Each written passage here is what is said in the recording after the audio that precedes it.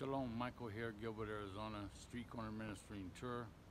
I wanted to do a quick video. Somebody commented on one of my videos, and I think it was the New Heaven, the New Earth, excuse me. And within that, I wanted to compliment him, and he said, Michael, make more videos. And so if you go to my YouTube link and you go to my home button, and you click on the uploads, you'll see the uploads. There'll be a few videos there, but if you click on that upload button, at least in iPhone, it'll bring all my videos into tune. And so start with the original Hebrew man. It was a big, how do I want to say it? Anyway, many years ago, I had troubles because I didn't know how to compress things. And so, but the original Hebrew man is one with PowerPoints and all that. Kind of explains basically how I first become attuned to the YouTube world. So blessings upon you, and make sure, like I said, you can go to my YouTube channel, click on the videos, click on the uploads, and you'll see all my video lists. Within all that, this teaching I wanted to do about the Left Behind series. And you know, most people as a whole, the Left Behind movie, one is taken and one is left behind. And so everybody says, like Paul, caught up in the air, everybody wants to be taken. Diana Dye does a teaching on Noah was the man left behind, that everybody was drowned, basically, and Noah was a man that resided on earth. So where I'm at here is the Left Behind teaching is a little deeper, a little more mystical, as in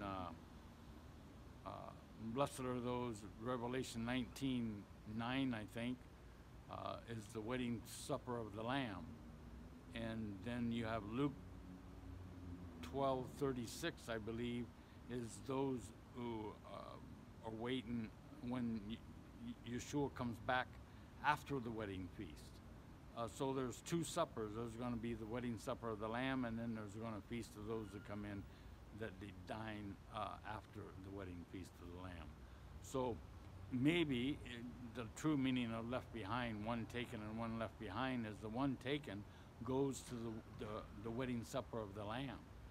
Maybe part of the 144,000, or maybe it's just those that have the testimony of Yeshua and keep his commandments. Maybe that's part of the 144. You can't teach a lie and be in this wedding feast. So that might be the wedding supper out. If you're a Christian mindset, Jesus, no, not under the law, kingdom of lawlessness, in other words. You don't know what time it is. You're not doing the feasts and the festivals. You're doing pagan Easter and Christmas, Sunday worship.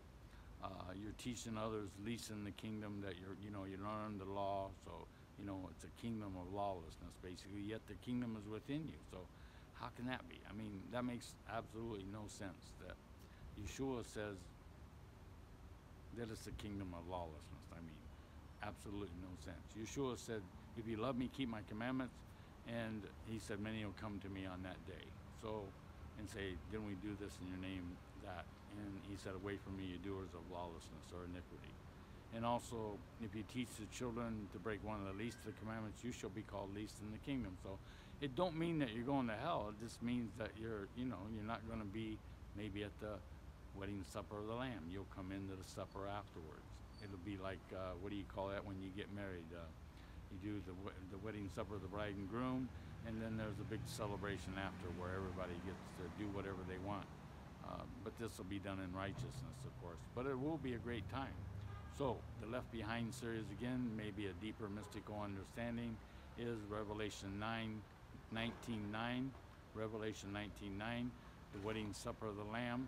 One will be taken to the wedding supper of the Lamb.